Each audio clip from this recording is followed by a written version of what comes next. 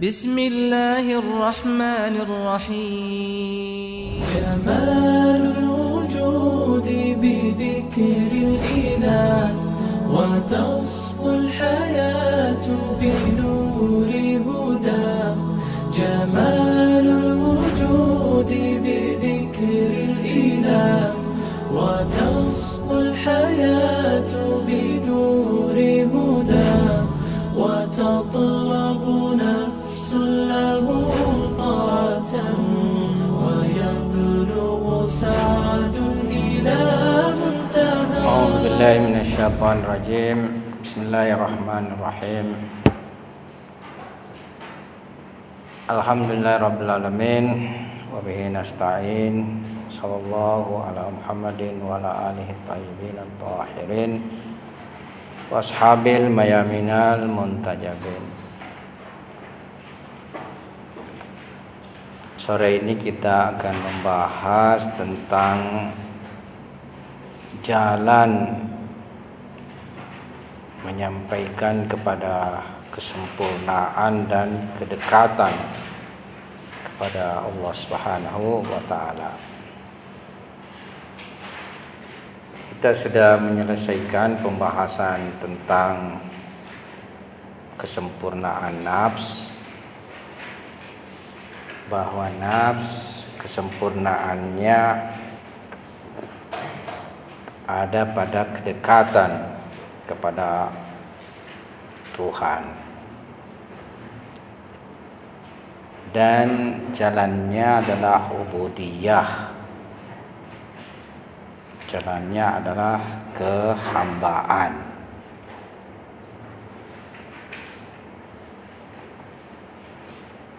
Sekarang kita akan membahas bagaimana cara kita bisa sampai kepada kedekatan qurb kepada Allah Subhanahu wa taala.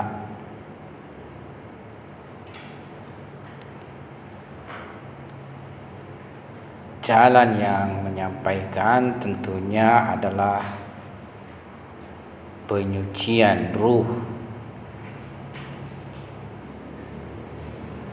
penyucian ruh dari segala kekotoran-kekotoran,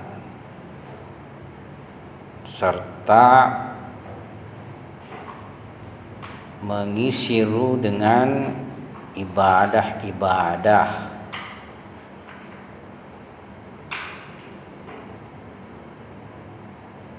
Dan pada dasarnya ruh hanya bisa mencapai ketenangan kalau ia tidak banyak berhubungan dengan dimensi-dimensi yang mengotorinya. Ya, jadi nafs. Jadi kalau kita membahas tentang ruh, nafs, qalb, biasa kita tinjau secara berdiri sendiri. Tapi kadang juga tinjauannya itu satu yang dimaksudkan, yakni dimensi batin daripada manusia. Nah, nafs sendiri memiliki berbagai macam, ya. Ada yang disebut dengan nafs ammarah, ada yang disebut nafs lawamah, ada yang juga disebut dengan nafs mutmainnah, ya. Paling rendahnya dan paling menarik manusia pada hal-hal yang tercela, yang buruk, ya, itu nafs ammarah. Ammarah sendiri bisa kita lihat dari segi bentuknya, ia mubalaghah, amr, ya, perintah. Ammarah yakni mubalaghah, banyak memerintahkan. innam nafsah la amaratum bisu. Sesungguhnya nafs sungguh sangat memerintah kepada su yakni kejahatan, kejelekan ya.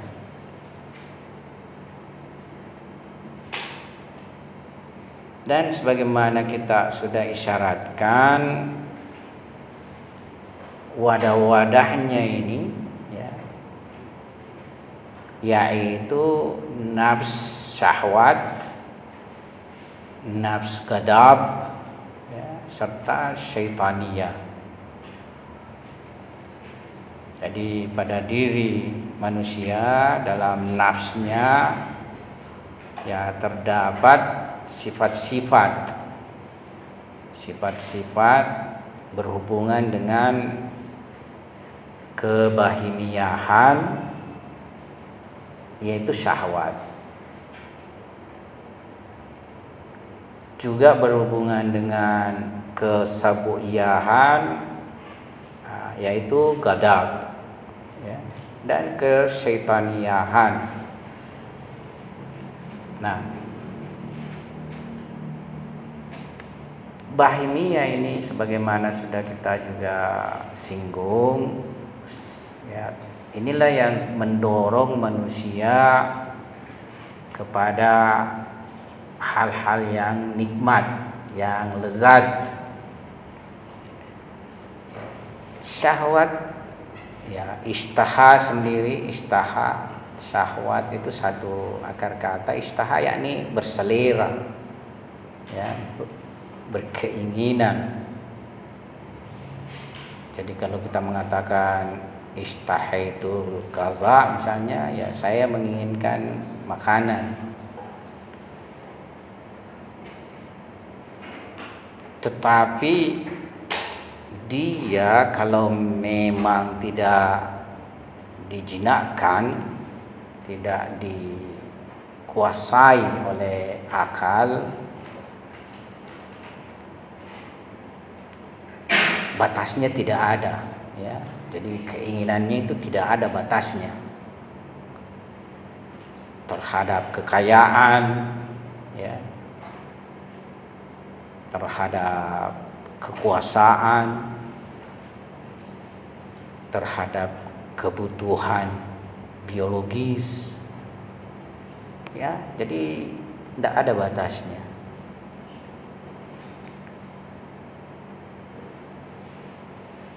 Untuk menyucikan diri ya, untuk melakukan tahzib dan tazkiyah nafs kan ada ibadah ya, ibadah yang ditentukan oleh syariat. Pada dasarnya semua ibadah-ibadah bertujuan untuk bagaimana nafs ini bisa terkontrol, terkendalikan.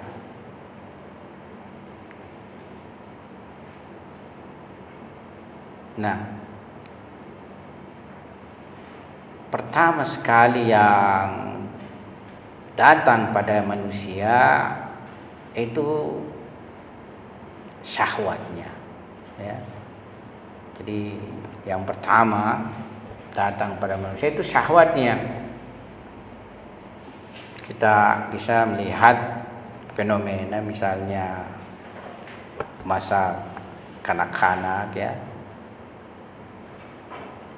Tapi tentu istilahnya bukan berarti mempunyai masa dan fase yang lain muncul, tidak juga. Tapi yang pertama yang datang dan kelihatan dominan pada manusia itu adalah syahwatnya. Tapi bukan berarti gadabnya juga tidak datang atau setaniyahnya juga tidak datang ya. Jadi kalau kita lihat itu ya, awal-awal semua manusia menyenangi yang namanya kelezatan makanan, minuman dan lainnya. Ya. Ya, gadab sendiri kan seperti misalnya seorang kanak-kanak ya, ketika dia berselisih dengan temannya ya, dia akan bisa saja berkelahi, marah ya, memukuli yang lainnya. Itu adalah gadab. Gadab artinya marah, murka.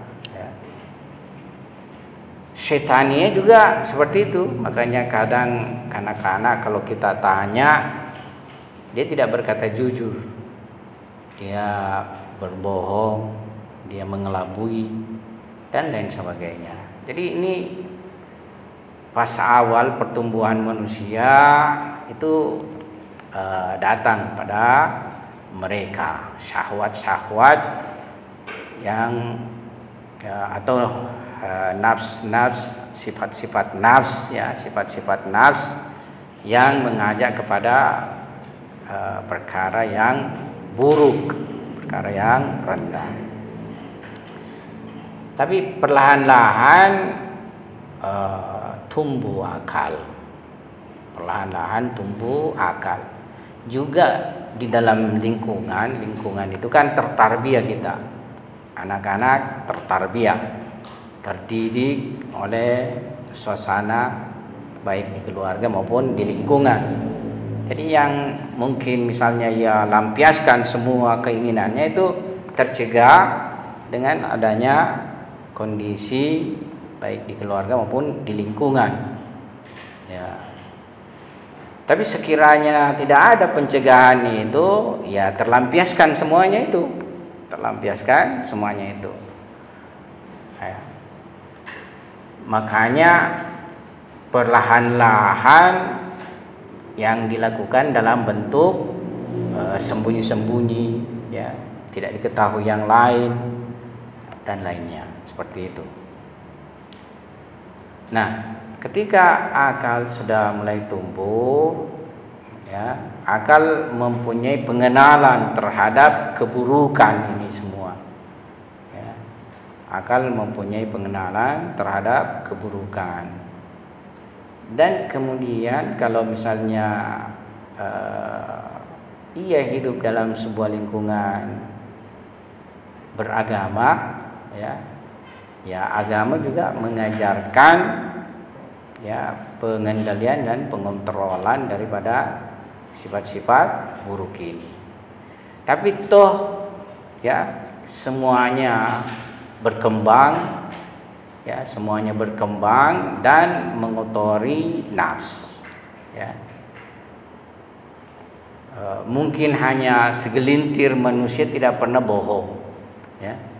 Mungkin segelintir manusia yang tidak pernah marah, mungkin segelintir manusia yang tidak pernah melakukan kesalahan-kesalahan yang muncul dari syahwatnya. Kebanyakan manusia mengotori dirinya. Kebanyakan kita ini mengotori diri kita. Ya. Di samping dimensi yang boleh jadi bersifat akhlak ini, ada juga dimensi lain, pelanggaran-pelanggaran dari ajaran agama. Kan begini,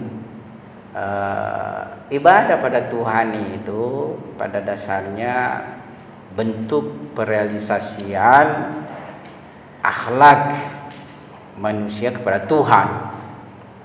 Ya, jadi bentuk perealisasian sebenarnya akhlak manusia pada Tuhan. Kalau tidak salah saya pernah singgung sebuah hadis yang berbunyi Tuhan memberikan ibadah-ibadah atau mengaturkan ibadah-ibadah bagi manusia. Pertama, supaya manusia tidak lupa pada Tuhan. Kedua, supaya manusia beradab pada Tuhan, ya. Dan ketiga, supaya manusia menjadi lembut kalbunya, ya. Nah, poin 2, supaya manusia beradab pada Tuhan, ya, itu sebenarnya Karena manusia sebagai ciptaan Tuhan dan manusia menerima berbagai pemberian dan karunia Tuhan, maka sepantasnya manusia bersyukur kepada Tuhan, berterima kasih kepada Tuhan, ya. Syukur sendiri ada bentuknya lisan dengan mengucapkan alhamdulillahirabbil alamin misalnya. Tapi ada bentuknya pengamalan, ya. Pengamalan, ya, yakni pengamalan bagaimana menampakkan syukurnya dalam bentuk perbuatan. Ibadah-ibadah itu tidak ibadah-ibadah itu sebenarnya mencerminkan, ya, pengamalan kesyukuran kepada Tuhan. Seorang hamba, ya, mesti taat, mesti patuh, mesti tunduk, ya, kepada maulanya, kepada Tuhan. Makanya adalah kita diaturkan salat untuk menyembah kepada Allah Subhanahu wa taala, ya. Ya. Oh, saya kira mau bertanya. Oke.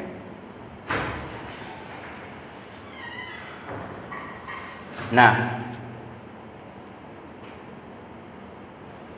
karena kita ini semua terkotori, ya, ruh kita terpolusi, ya, kalbu kita juga didatangi oleh berbagai penyakit-penyakit kalbu. Juga kita punya diri melanggar aturan-aturan Tuhan, ya, maka cara untuk menyempurnakan diri, ya, melakukan penyucian diri. Sebenarnya kalau secara lebih detail itu kita punya pembahasan, nanti memasuki misalnya ada disebut pelajaran akhlak tasawuf, ya, akhlak tasawuf. Yang pertama muncul pada diri itu adalah disebut sebagai kesadaran, ya, yaqazah. Yaqazah artinya bangun dari kelalaian, bangun dari kelalaian kehidupan yang tidak memperhatikan kesempurnaan nafs. Karena kita hidup ini, ya, demikian tidak mengatur kehidupan kita, tidak menata kehidupan kita untuk menjalani suatu kehidupan di mana nafs kita meraih kesempurnaan. Justru terkadang sebaliknya yang banyak kita lakukan, ya, kehidupan ini penuh dengan program-program yang justru mendegradasikan atau membuat nafs kita jatuh, ya, dari kedudukan sebagai nafs insaniyah, ya, seperti itu. Ya, jadi kalau kita membahas secara lebih nanti detail itu, pertama yang terjadi pada diri kita itu adalah kesadaran. Ya, bagaimana muncul kesadaran? Beragam bagi setiap manusia, ya. Bagaimana muncul kesadaran pada setiap diri itu beragam. Ada yang dengan ikhtiarnya, ada juga yang tidak dengan ikhtiarnya, ya. Tahap setelah kesadaran masuk disebut tahap taubat. Tahap taubat. Taubat itu kalau mau dimaknai artinya kembali. Tadinya kita jauh dari rahmat Tuhan, ya, kita mesti kembali kepada rahmat Tuhan. Taubat itu adalah kembali kepada fitrah terlebih dahulu, ya, kembali kepada fitrah terlebih dahulu. Kenapa mesti kembali kepada fitrah terlebih dahulu? Karena tadinya ini kita sudah kotor. Kembali kepada fitrah bersih, barulah kemudian menapaki perjalanan mengisi dengan kesempurnaan diri, ya. Makanya misalnya setelah taubat, ya beragam lagi tahap-tahap yang harus kita lewati, ya. Ada disebut dengan tahap inabah, ya, ada disebut tahap sabar, dan berbagai tahap-tahap yang membuat manusia bisa mendapatkan kesempurnaan. Kita kembali lagi, jadi nafs manusia sebenarnya pembagiannya banyak juga, tapi yang sangat menjadi perhatian itu 3. Ya, terlebih dahulu yang menjadi sangat perhatian itu ada 3. Ada disebut tadi nafs ammarah,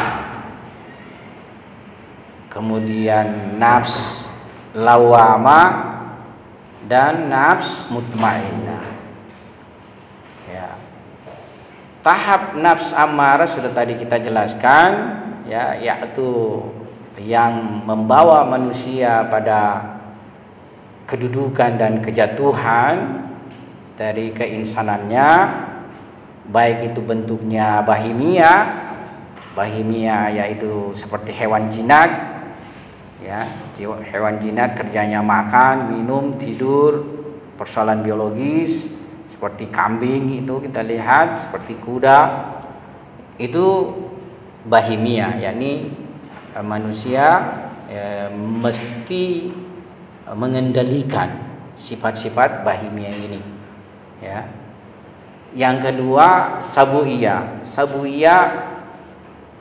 suatu sifat-sifat yang istilahnya bersesuaian dengan hewan-hewan yang memangsa hewan yang lain, ya. Sabu, yakni ganas, memangsa, ya, seperti serigala, macan, ya, dan hewan-hewan seperti itu.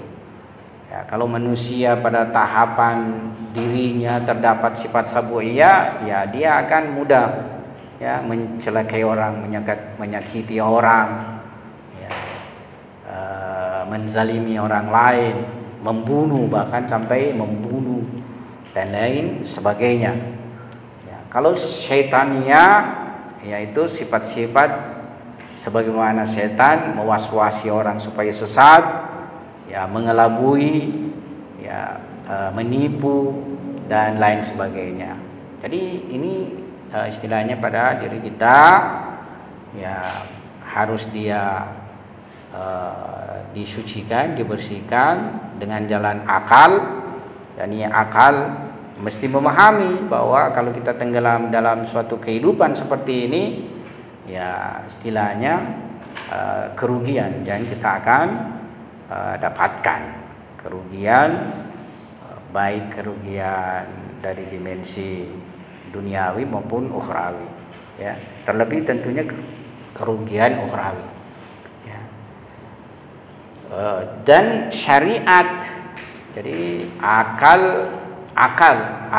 secara berdiri sendiri bisa memahami bahwa manusia jika terjun atau apa istilahnya terjebak dalam kehidupan, ya, seperti demikian ini, mementingkan syahwatnya, mementingkan gadabnya dan syaitaniahnya, dia akan menjadi sosok makhluk atau manusia yang buruk. Kalau istilahnya agama, baginya ada kedudukan masuk neraka misalnya, kan, dalam agama. Ya, jadi akal memahami. Cara menanggulanginya ini kadang akal tidak mempunyai konsep, ya. Jadi cara menanggulanginya ini semua kadang akal tidak mempunyai konsep. Kalau misalnya akalnya manusia disatukan, ya boleh jadi tidak ada satu konsep yang sama. Nah, di mana memperoleh konsep yang sama? Berasal dari syariat, ya, yang kemudian memberikan program-program untuk kita menanggulangi, ya.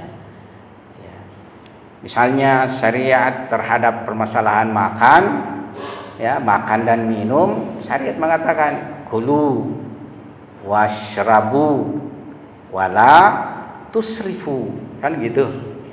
Makanlah dan minumlah, tapi jangan tusrifu, jangan berlebihan, jangan melampaui batas, ya.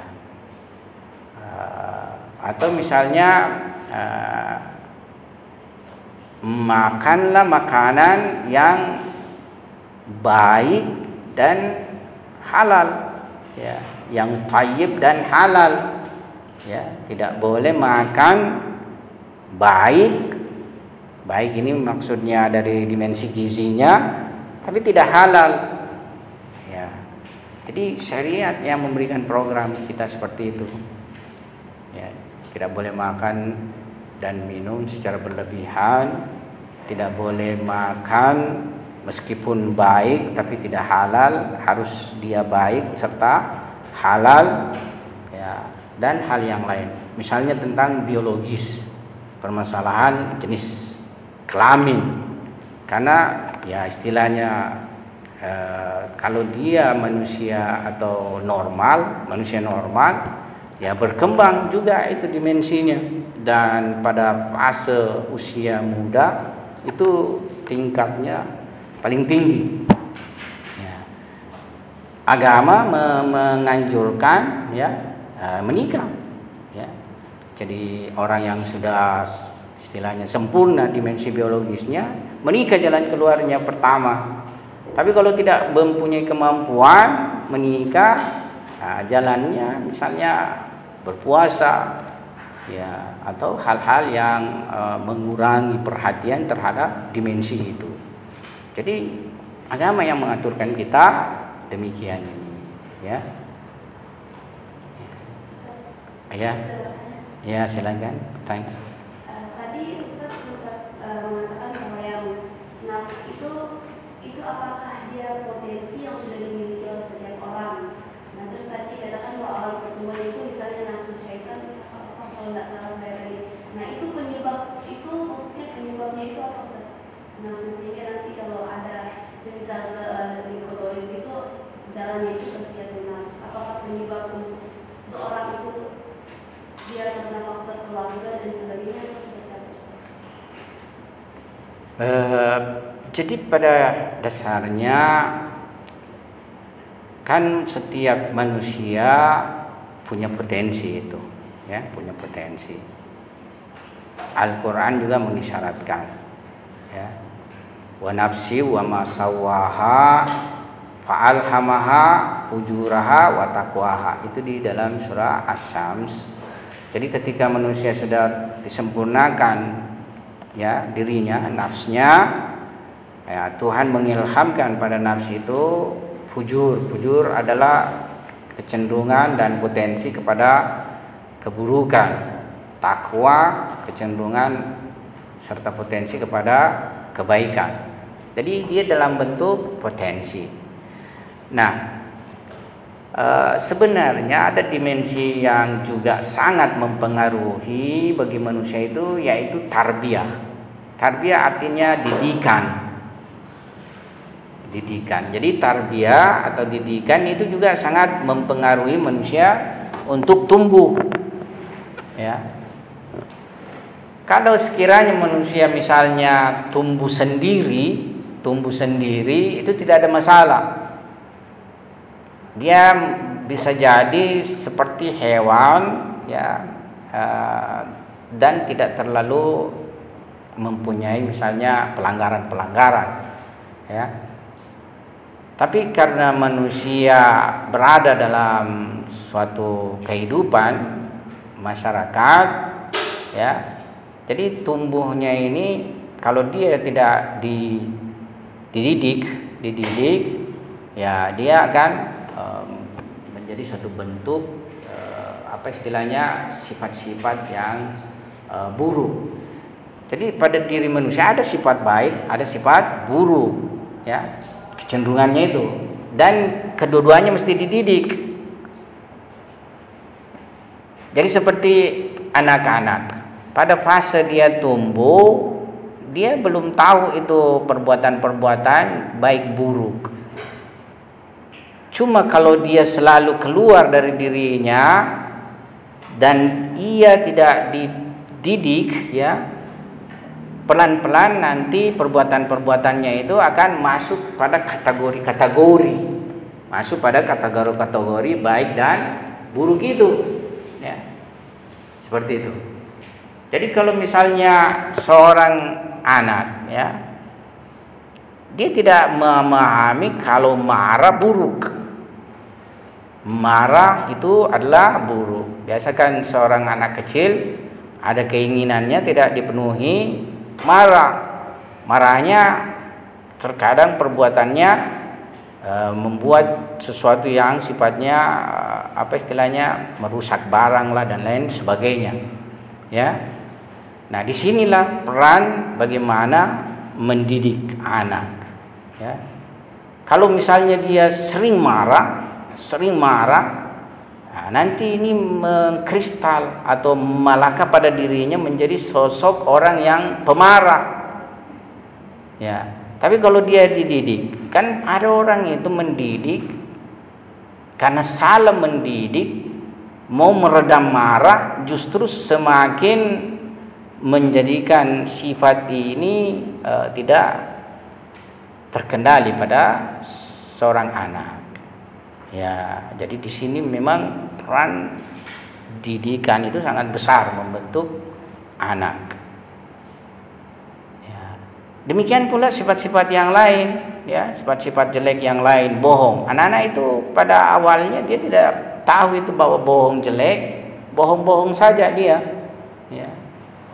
Apalagi kalau di dalam rumah misalnya sering orang tua mencontohkan bohong, ya menjadi tumbuhlah seorang anak itu mempunyai sifat pembohong. Jadi kalau dia bohong misalnya, bagaimana dididik anak supaya dia hilangkan itu, ya, sifat berbohong itu atau perbuatan. Jadi masih perbuatan dulu, perbuatan yang keluar tidak dengan pertimbangan bahwa ini baik atau buruk. Keluar begitu saja. Misalnya kan dia merusak benda, merusak suatu benda, ya. Karena dia tidak mau ditahu dirinya yang merusak benda tersebut, dia berbohong. Ya.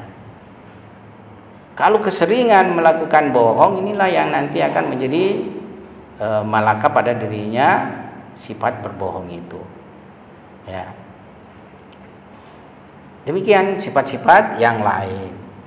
Nah, tarbiyah sendiri, kenapa ada misalnya seorang anak, ya, dia lahir sudah mempunyai kelebihan dari sifat-sifat kebaikan dibanding sifat-sifat keburukan.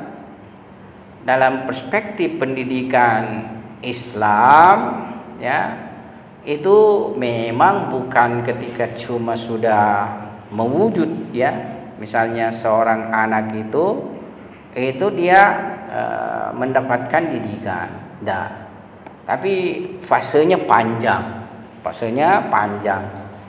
ya. Bahkan kalau misalnya ini fase bahkan sebelum menikah itu sudah apa istilahnya potensi-potensi yang di dalam dirinya itu sudah mendapatkan didikan, ya, mendapatkan didikan. Jadi ketika dia menikah, ya, pengaruh itu sudah akan nanti terjemah pada anak ini, ya. Jadi fasenya panjang, dari sebelum menikah, ketika menikah, ketika misalnya terjadi pembuahan. Makanya Islam itu ketat sekali dalam masalah ini, ya, masalah ini ketat sekali. Terjadi pembuahan, ya, kemudian masa misalnya itu dia tumbuh di dalam rahim ibu, itu panjang sekali. Itu sudah masa mendapatkan didikan ini semua, ya. Makanya ada anak lahir, ya, sudah mempunyai keutamaan, karena hasil didikan ya yang sedemikian baik. Ya, kita misalnya bisa lihat para ya keturunan ulama, keturunan para nabi, keturunan para wali. Ya, saya pernah bilang yang memahami untuk mendapatkan seorang keturunan wali itu wali sebelumnya, ya. Yang memahami bisa mendapatkan bahkan nabi itu nabi sebelumnya. Makanya kenapa misalnya kita juga lihat nabi itu bersilsilah dari seorang nabi sebelumnya, ya. Memang ada misalnya muncul dari keturunan nabi seperti keturunan Nabi Nuh, ya, itu yang di ayat suci Al-Quran, tapi sangat sedikit seperti demikian, dan itu juga disebutkan dia hasil amalun ghairu salih misalnya, itu dari ininya sendiri. Karena di samping itu kan pada akhirnya manusia yang lahir itu punya ikhtiar, punya kebebasan kan, punya pilihan, punya ikhtiar.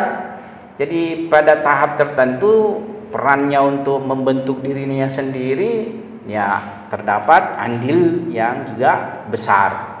Tapi dalam proses sebelumnya dia sebagai seorang anak yang mempunyai irada dan ikhtiar itu sangat bergantung dengan kedua orang tuanya, ya. Jadi fase pendidikan seorang anak itu panjang, dan kita mengamati melihat hasil sekarang ini untuk misalnya seorang menjadikan anaknya penghafal Quran luar biasa. Jadi itu dia mendidik anaknya itu jauh sebelum lahir sang anak itu.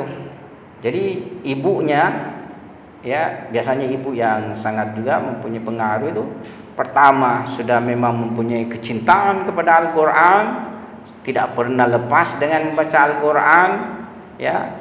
Kemudian ketika anak dalam kandungan juga demikian, senantiasa ya di dalam keluarga itu dipenuhi dengan lantunan ayat suci Al-Quran, ya. Dan ketika lahir lagi demikian, sampai fase tertentu itu sang anak ya mudah sekali masuk hafalan Al-Quran itu pada dirinya. Itu biasa kita akan lihat di tayangan video-video YouTube itu, anak-anak yang kemudian menjadi seorang penghafal Quran di usia yang masih sangat dini, ya. Jadi ada pengaruh di sini tarbiyah ini, ya. Oke, saya kira itu yang saya bisa jelaskan, ya. Apalagi sekarang ini bagi kita ini sebenarnya perlu pentarbiyah khusus bagi kita. Cuma kan tidak tersedia. Yang ada itu hanya pada misalnya tarekat-tarekat. Kalau di tarekat-tarekat itu kan ada syekhnya, ada syekh yang menuntun murid-murid dalam perjalanan tazkiyah dan tahsibun nafsnya. Ya, saya tidak menganjurkan tarekat.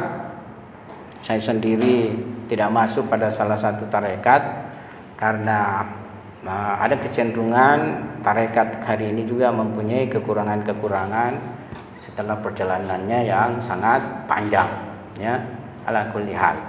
Nah, tapi bahwa butuh penuntun bagi setiap kita ini, ya, tidak ada keraguan, ya. Semua kita ini butuh penuntun, karena untuk kita sendiri berjalan menapaki perjalanan untuk penyempurnaan diri itu sangat berat. Kita ini fluktuasi, ya, fluktuasi bergantung sekali dengan suasana, bergantung sekali dengan suasana kondisi, ya. Kalau lagi misalnya dalam lingkungan banyak orang yang perhatian terhadap masalah-masalah maknawi, kita terpengaruh, ya, terhadap permasalahan maknawi. Tapi kalau kita berpisah dengan sebuah lingkungan yang punya perhatian terhadap maknawi, misalnya kita bergabung lagi dengan yang lain, terpengaruh lagi seperti itu. Jadi kita ini sangat fluktuasi. Ya, itu kelanjutan dari tentunya bagaimana kita sendiri mempunyai program. Nah, kalau nafs ini tadi, nafs amarah dan lawama. Lawama itu ya, lawama ini dia mencela. Kalau manusia berbuat kesalahan, berbuat kekurangan, dia mencela. Jadi sudah pada level lebih baik daripada nafs amarah. Tapi belum mencegah kita berbuat kesalahan. Ya, belum mengontrol kita berbuat dari berbuat kesalahan, ini nafs lawama. Tapi kalau kita sudah melakukan kesalahan, muncul pada diri suatu teguran, suatu celaan, ya ini nafs lawama. Ya.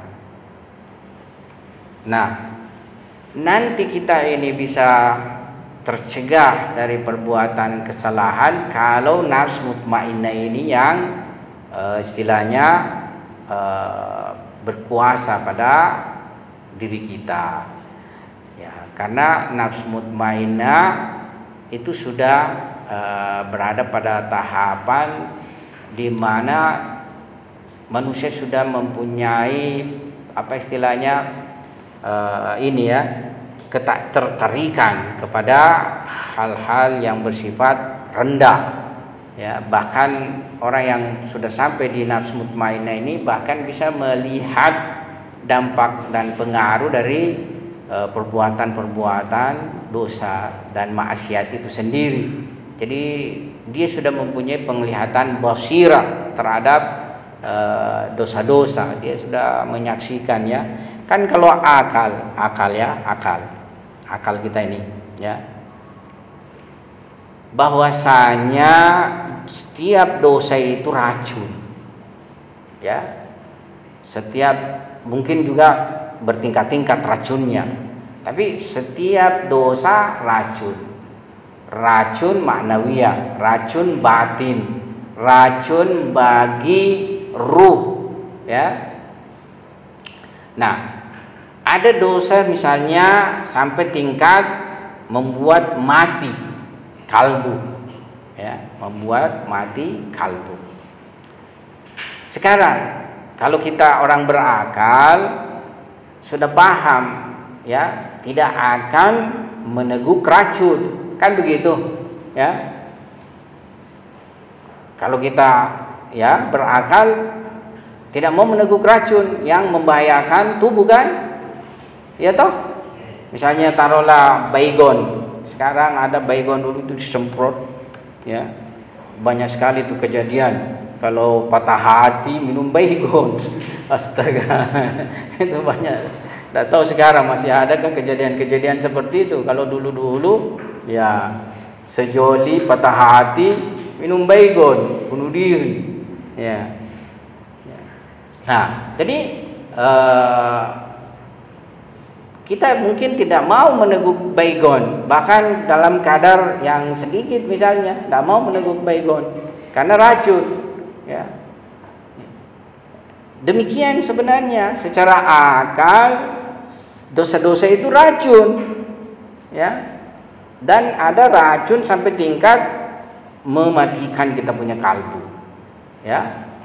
Apa artinya kalau mematikan kalbu? Yakni tidak bisa lagi kembali sadar, tidak bisa lagi menjadi orang baik kalau sudah kalbu mati karena dosa, ya. Jadi kita memahami ini secara akal, tapi kita tidak melihatnya. Kita tidak melihatnya dengan penglihatan rahasia atau batin, kan begitu. Sehingga ya istilahnya kadang tidak membuat diri kita tertahankan untuk melakukan kesalahan tersebut. Jadi kita tahu sebenarnya secara akal, tapi kita kerjakan juga, ya, kita lakukan juga dosa itu, ya. Tapi pada tingkat tertentu kalau terjadi penyucian diri itu, ya, dia akan menyaksikan bahwa dosa itu benar-benar racun, benar-benar sesuatu yang tidak, apa istilahnya, tidak inilah bagi manusia, ya. Di mana pernah saya singgung, jadi terdapat seorang pemuda tersiksa dengan masalah makanan. Kenapa? Sebab dia dibukakan pandangannya makanan-makanan yang tidak terolah, tersajikan secara apa istilahnya, secara bersih, ya, halalan wa thayyiban, halal dan thayyib itu dia melihat dipenuhi dengan ulat-ulat, ya. Jadi kalau kita itu lihat tidak ada, jadi secara lahir pandangan kita melihat makanan itu tidak ada, ya. Tapi pemuda ini dibukakan pandangannya terhadap batinnya itu makanan.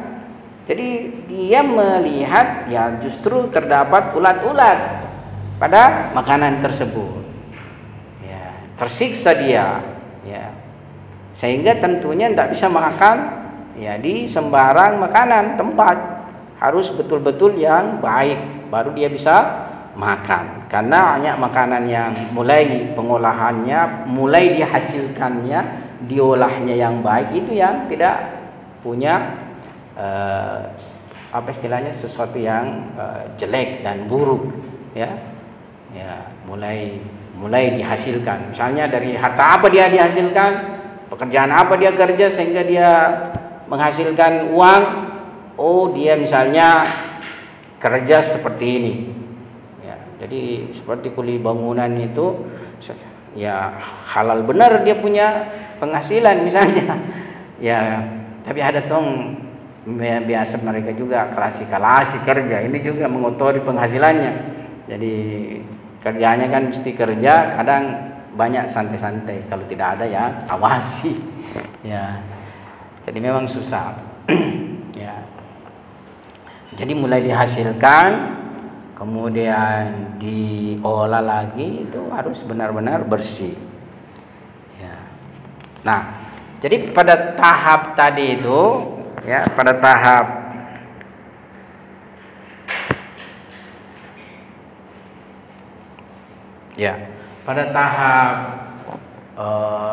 lewati lawama, ya, sampai kepada mutmainnah. Nah, di sini dia tidak hanya akalnya yang memahami itu jelek. Kenapa lawama ada, mencela? Karena dalam tataran akal dipahami, nah, ini buruk, tapi kita lakukan, akhirnya mencelalah nafs lawama. Nah, tapi pada tahap nafs mutmainnah, jadi dia membersihkan dirinya, menahan nafsnya, ya, sehingga mutmainnah, tenang dia, sampai tingkat sudah tidak lagi tergerak untuk sedikit pun melakukan perbuatan yang salah. Jadi tidak ada lagi sedikit pun yang menggerakkannya, tidak bergeming misalnya, ya, tidak ada lagi, ya. Kalau sudah bisa sampai seperti Nabi Yusuf alaihissalam, ya, anak pemuda ini biasanya yang banyak sudah bisa sampai tingkat Nabi Yusuf alaihissalam, ya, dirayu sama si Sulaiha yang cantik jelita itu. Sulaiha cantik sekali, ya, tapi dia justru lari. Nah, ini sudah melihat keburukan itu dalam bentuk yang sudah sangat jelek, ya. Jadi bisa terhindar seperti bagaimanapun kondisi, ya, kondisi yang dia hadapi. Ada lagi kisah mirip-mirip, tapi tidak seperti Nabi Yusuf alaihissalam. Kalau Nabi Yusuf alaihissalam itu benar-benar suatu kondisi luar biasa sebenarnya, karena Sulaiha itu sudah bersolek, cantik-cantik dan sebagainya, ya, menggoda Nabi Yusuf, ya. ada peristiwa terjadi gurunya Mullah Sadra. Kalau kalian sudah pernah dengar Mullah Sadra, gurunya itu ada namanya Mirdamat. Ya. Jadi dia itu apa istilahnya? Jadi ada seorang perempuan raja, anak raja, lari dari istana, lari dari rumahnya, masuk ke kamarnya. Ya, masuk ke kamarnya. Ya, istilahnya berdua-dua di situ di dalam. Tapi Mirdamat ini menurut kisah dia bagaimana menahan dirinya untuk jangan tergoda. Dia kalau tidak salah dia bakarkan api pada dirinya, lilin pada dirinya. Dia bilang nanti perbuatan buruk itu ya tentunya pasti lebih dahsyat nerakanya, apinya daripada yang kau rasakan itu. Ya, aku lihat seperti ini. Menahan nafs, ya. Jadi pertama dalam ayat suci Al-Quran hanya nafs mutmainnah ini yang Tuhan karuniai keridhaan, ya. Ya ayatuhan nafs al-mutmainnah irji'i ila rabbiki radiyatan mardiyah. Wahai nafs mutmainnah, kembalilah kepada Tuhanmu radiyatan mardiyah. Radiyah yakni dia yang radiyah, mardiyah diridai. Ya, fadkhuli, masuklah fi ibadi, dalam hamba-hambaku, wadkhuli jannati, dan masuklah surgaku. Ya. Nah, kalau sampai pada tingkatan itu ya ia sudah istilahnya tidak lagi mempunyai ketertarikan terhadap perkara-perkara rendah, perkara-perkara duniawi, perkara-perkara yang menggoda, ya. Ya, seperti ini.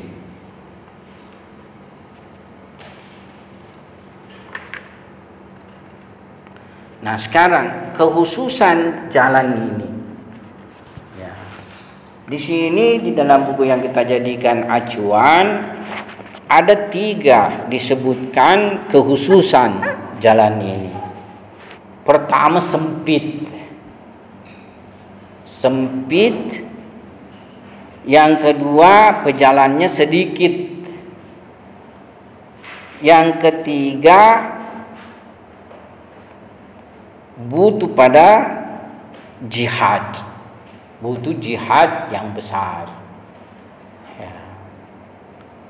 Pertama, jalannya sempit. Ya, memang istilahnya apa ya? Makanya ada riwayat itu kalau tidak salah apa? Saya lupa. Jadi kewajiban itu laksana sesuatu yang tidak disukai, yang mengelilingi kita, ya, seperti itu. Jadi kita ini kan misalnya, ya misalnya kalian ini pemuda-pemuda, ya, pasti dari dimensi syahwat, ya, siapa yang tidak suka punya pacar, ya, bisa pergi berdua-duaan, bergandeng tangan, bercerita-cerita dan lain sebagainya. Siapa yang tidak suka? Pasti semua suka, ya. Tapi ya kita dipersempit dengan agama bahwa kita tidak boleh melakukan yang demikian kecuali setelah menikah. Kalau setelah menikah tidak apa-apa, pacaran berapa derajat pun tidak ada masalah. Ya, kalau misalnya pacaran itu berderajat-derajat, kalau sudah menikah, ya pacaran berderajat yang paling tinggi pun tidak ada masalah. Tapi sebelum menikah, pacaran itu tidak boleh, ya. Pacaran tidak boleh. Kenapa? Karena Tuhan menegaskan jangan dekati zina. Ya, Tuhan mengatakan bukan Tuhan mengatakan jangan lakukan zina kan? Jangan dekati. Ya. Ya, la taqrabuz zina. Innahu kana fahisyatan wa sa'a sabila. Ya, luar biasa itu ayatnya. Ya, jangan dekati zina. Sesungguhnya ia dosa fahisyah. Ya. Innahu kana fahisyah wa kana sa'a sabila, dan ia adalah seburuk-buruknya jalan. Bagaimana mau melahirkan anak misalnya yang sudah tertarbiyah, berpotensi nanti menjadi orang baik, ya? Padahal sudah dimensi ininya sudah salah, penuh dengan pelanggaran. Tak bisa, ya. Pasti anaknya nanti, kasihan sang anak yang justru mau lahir. Anak dosa dan salahnya tidak ada. Anak yang lahir itu kullu mauludin yuladu alal fitrah. Setiap anak lahir bersih, tidak ada dosanya. Tapi karena sudah ada pengaruh didikan yang jelek dari orang tua, ya, itu nanti yang kalau dia tidak ditarbiyah dengan baik, ini akan mengarahkan pada kehidupannya yang jelek nanti ke depan. Ya. Makanya banyak sekali fenomena itu ya hasil dari anak seperti itu kemudian menjelmakan lagi yang lain dan sebagainya, ya.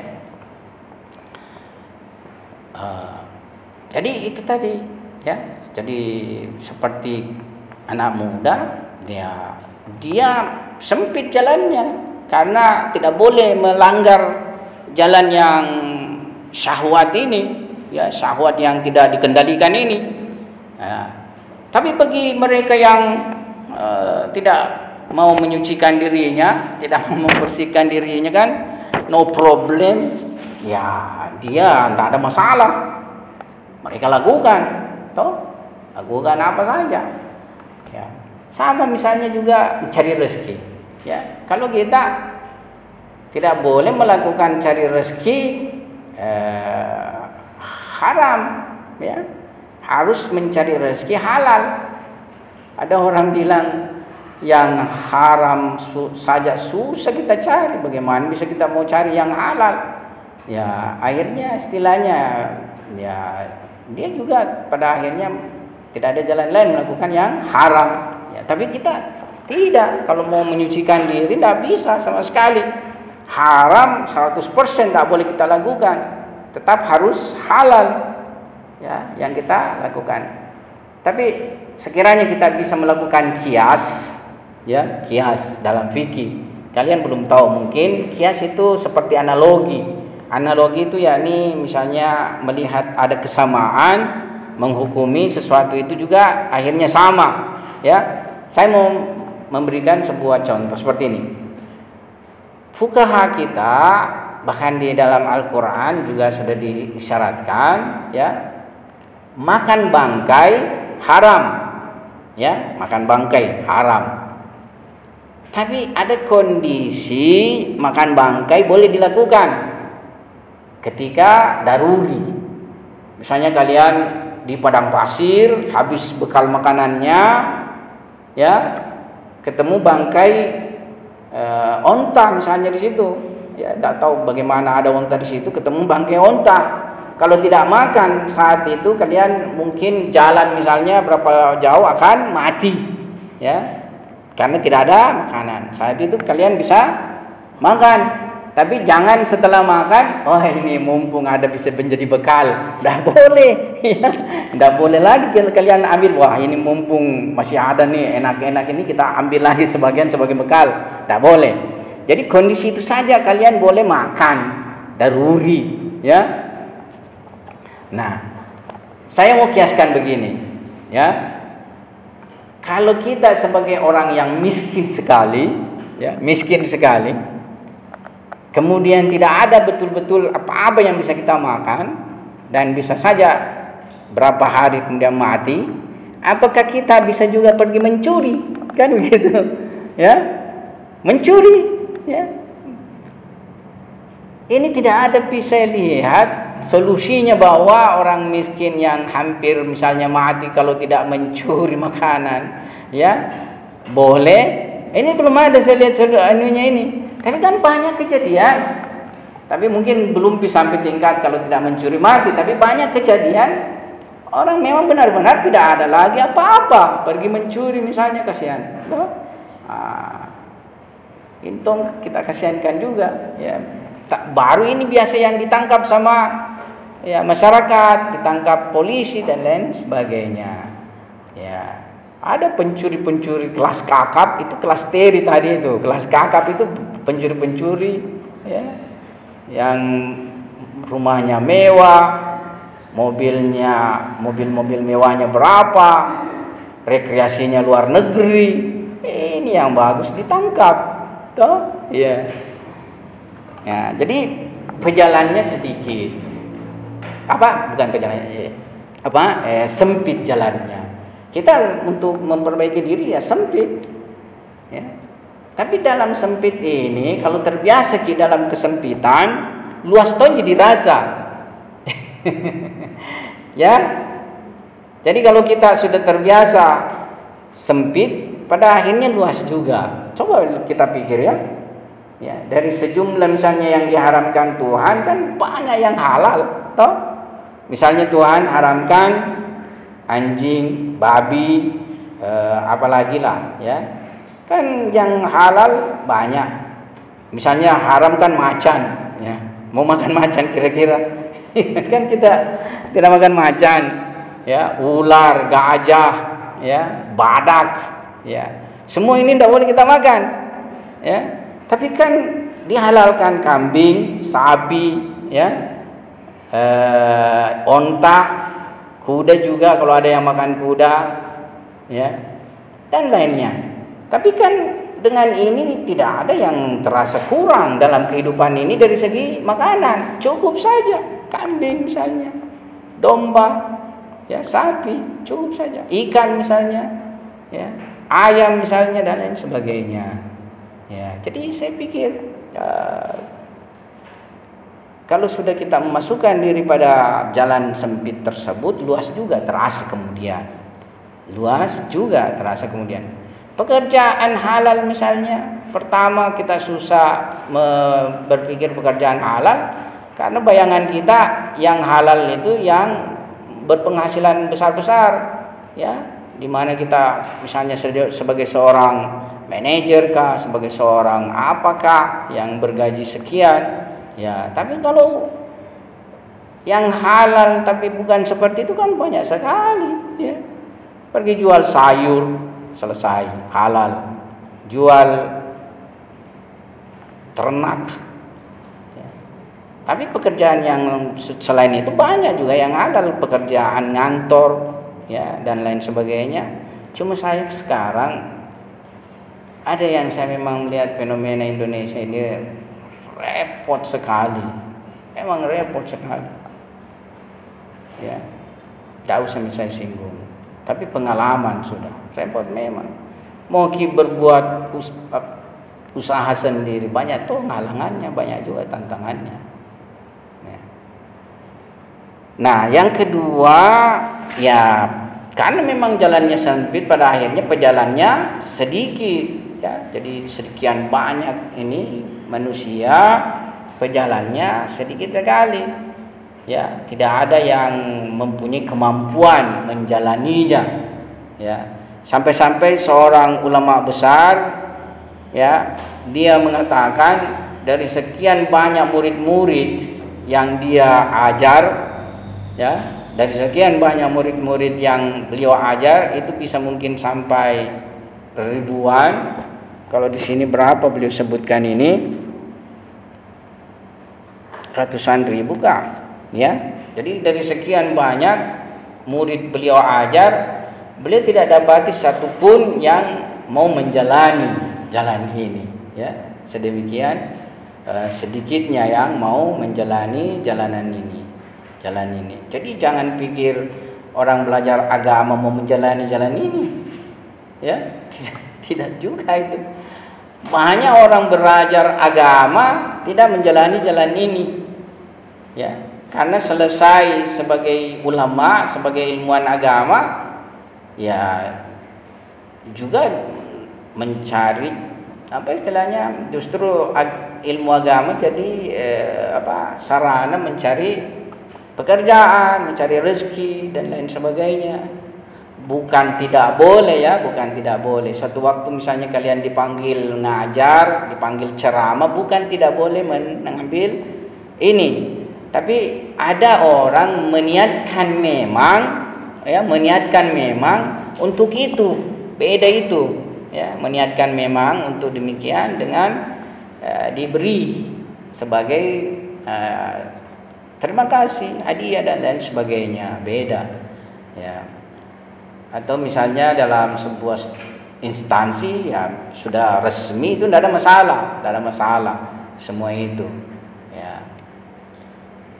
Jadi tidak begitu juga orang yang menguasai agama kemudian mau melewati jalan ini, yaitu penyucian nafs, ya.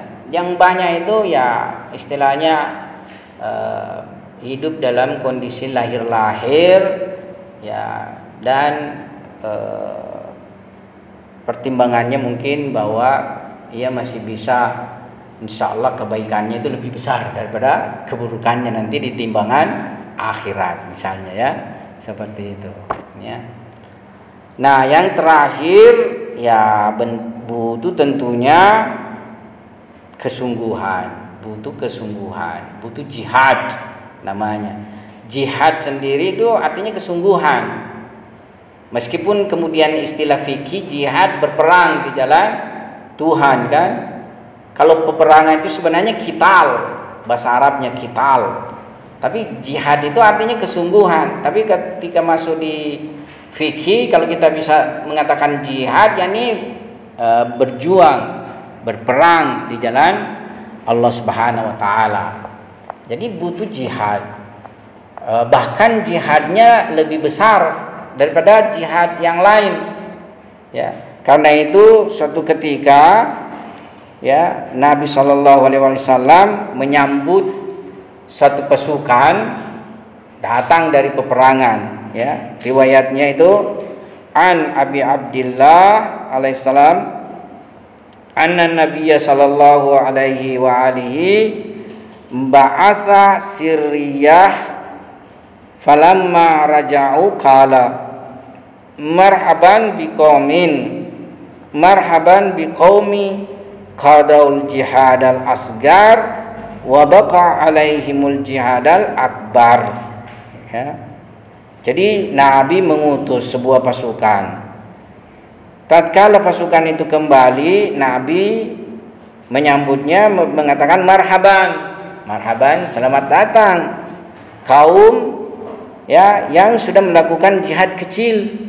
Jadi sudah datang dari berperang, Nabi mengatakan selamat datang kaum yang sudah melakukan jihad kecil dan tinggal atas mereka jihad besar, ya. Wa baqa alaihimul jihadal akbar. Fakila, maka ada kemudian yang berkata di antara mereka itu, ya, mal jihadul akbar, ya. Apa jihad akbar itu? Jihad akbar adalah qala, Nabi berkata jihadun nafs. Jihadun nafs, melawan diri sendiri, ya. Dalam perjalanan kehidupan kita dan dengan kita membaca juga sejarah, benar-benar itu sebenarnya jihad nafs itu jihad akbar. Banyak orang telah berhasil dalam jihad melawan musuh, tapi kemudian tidak berhasil menghadapi diri sendiri, ya. Dari sejak misalnya para nabi-nabi terdahulu sampai Nabi Islam, itu seperti itu kejadiannya. Banyak yang bersama Nabi berperang di perang Badar, di perang Hunain, di perang Uhud, di perang Khandaq dan perang-perang lainnya. Tapi sepeninggal Nabi atau bahkan sebelum sepeninggal Nabi, dia tidak berhasil mengalahkan dirinya sendiri, ya. Karena diri sendiri ini tadi, ya, nanti menginginkan kekayaan, nanti menginginkan kekuasaan, nanti menginginkan yang bersifat dunia lainnya, ya. Itu harus kita bagaimana kalahkan diri kita ini. Ulama misalnya itu nanti bukan dosanya misalnya dilihat di klub-klub malam karena pasti malu, toh? Pasti malu ki. Tapi apa dosanya? Ya dia mau menjatuhkan ulama lain misalnya. Ya, dia yang mau paling ulama, ya, dia yang ini. Ya, jadi seperti itu. Jihad akbar itu pada akhirnya berhadapan dengan diri sendiri, ya. Jadi ta'zib dan tazkiyanat bagaimana menundukkan diri sendiri, menundukkan itu tadi nafs kita, ya, mengontrol syahwat kita, mengontrol ghadab kita, dan mengalahkan setannya kita. Ya, sehingga kita bisa, ya, sangat bersyukurlah orang yang sampai pada mutmainnah, ya, sampai pada mutmainnah ini, nafs mutmainnah. Karena nafs mutmainnah itu sudah tidak ada lagi keraguan, niscaya masuk surga. Ya ayatuhan nafsul mutmainnah, wahai nafs yang berhasil sampai pada kedudukan mutmainnah, irji'i, kembalilah, ila rabbiki, kepada Tuhanmu, radiyatan mardiyah, dalam keadaan ridho dan diridhoi, ya. Fadkhuli, dijamin dia, fadkhuli, masuklah, fi jannati, dalam surga, kata Tuhan. Ya, fadkhuli fi ibadi dulu, masuklah pada golongan hamba-hambaku, wadkhuli jannati, dan masuklah pada surgaku. Saya kira sekian kita punya pembahasan sore hari ini. Sekian, wabillahi taufiq wal hidayah. Assalamualaikum warahmatullahi wabarakatuh.